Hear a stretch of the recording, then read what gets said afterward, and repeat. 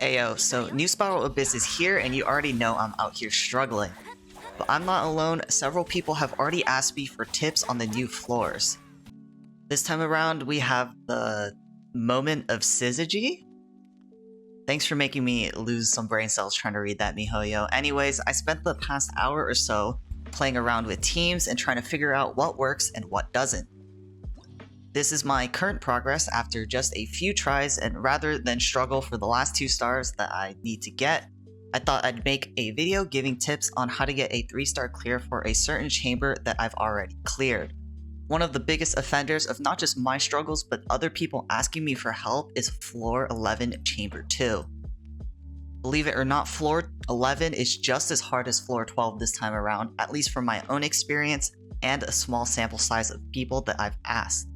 So I've decided to prepare this to give you guys tips on how to approach this Chamber 2's Monolith challenge. Of course without Venti or Sucrose, who make this challenge a lot easier. I have neither on this account, so this is going to be how I clear this chamber every time unless I get one of the 2 units. I'm going to need to focus on the gameplay a little bit, so what I'm going to do is I'm going to record it, then come back and post-commentate over the footage to give everything you need to know, from what units are good in this particular chamber to how to manipulate the AI.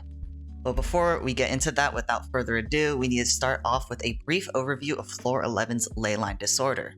If anyone is not familiar with the effects of Floor 11, it is similar to one of the weapon ascension domains. The leyline disorder reads, your character will periodically be inflicted with engulfing storm, continuously draining your energy until the inflicted electro element is removed. This effect is what makes Floor 11 actually quite challenging. A large chunk of units in this game depend on their burst, and not having their burst up can make or break the difference between a 3-star clear and a 2-star clear for any specific chamber. Units with low burst costs or lots of energy recharge in their kits can get by. Also, units that don't depend on their burst as much, like Faishal, can be pretty useful in these chambers. Also, for my players who are running permafreeze comps like Kaya and Xingqiu with the new artifacts, you guys will love the second part of the leyline disorder, which reads, cryo damage dealt by all party members is increased by 75%. That's about all I have to say about the leyline disorder, so let's move on to the gameplay of Floor 11 Chamber 2. With the first half, this part has a ton of mobs, and at first glance it might seem impossible to mitigate tons of damage. First things first, I want you to note that I have Zhongli and Xinyang here. You're definitely going to want to bring a Geo unit or Claymore unit for shields. Some units that you can use if you don't have Zhongli are Noelle or Ningguang. Noelle can make quick work of shields, and Ningguang can block incoming shots from the Archer Helitrals. Starting off with the monsters that spawn right in at the beginning, you're going to want to get rid of every single Rock Shield Helitral before you do anything else. The Helitrals with the flaming torches will always target you, so you can ignore them, and the Archer Helitrals, although they can target the Monolith if you get close enough or break their attack, they can re-aggro onto you. Once you clear out all the Rock Shield Helitrals, you're going to want to pay attention to where I stand. This is going to be the general spot where you stand in to take aggro of this Blazing Axe Helitral that spawns in, and if you're too far from that point when he spawns in, he will target the Monolith. Once you get rid of him, you can now start targeting all the archers. Make sure you still have the Flaming Torch Helitrals alive, because their presence prevents the spawning of the last Helitral, which is a Wooden Shield Helitral. Now all you do is just run around, picking off the Archer Helitrals one by one.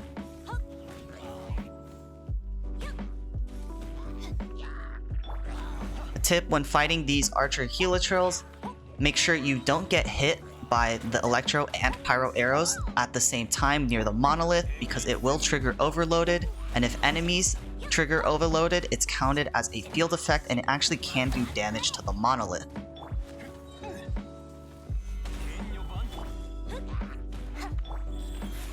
As you can see here, I'm just trying to keep all these Helitrals alive. I know these are the last 2 Archer Helitrals, so I'm not afraid to hit the Flaming Helitrals. And as you can see, only 1 Helitral is left, and once we kill him, the last mob will spawn, which is the Wooden Shield.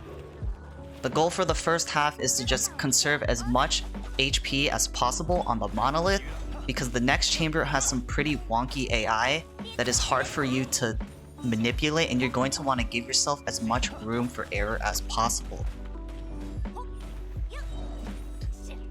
So we're going to finish up this floor with 88% left on the monolith. That is more than enough to get us by for the next part of this chamber.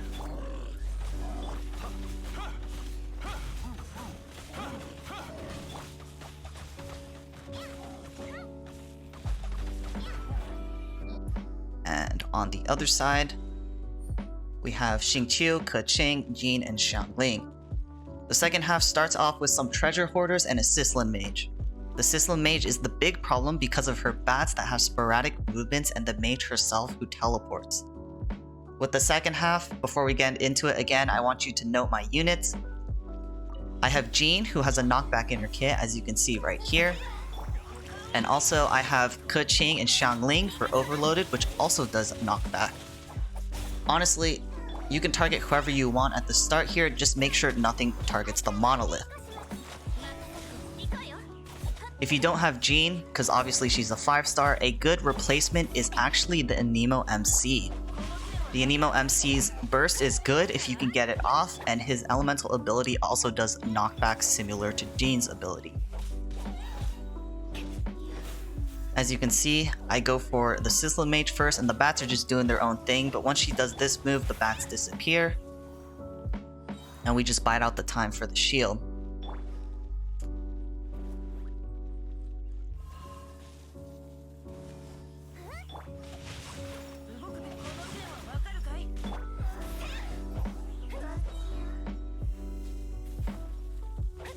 As long as you're close enough to the bats, I'm pretty sure that they will aggro on you instead of the monolith.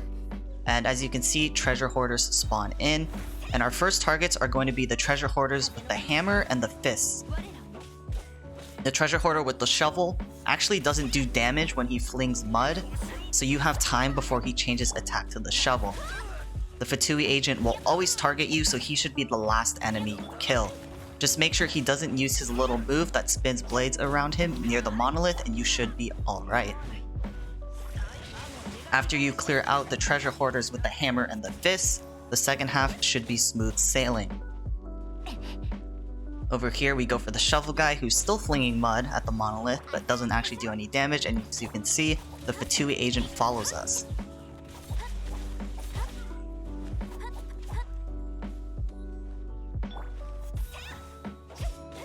At this point, you can see that we have 72% remaining, and this is going to be the percentage that we finish at, which is a good chunk of HP left before falling to 60%. That about wraps it up for this guide, and I'm going to figure out how to squeeze the last 2 stars that I'm missing to get the full 36 stars. If you thought this was helpful, I'd appreciate if you supported the video and the channel. Happy New Year's to everyone out there, and as always, I'll see y'all in the next one. Peace.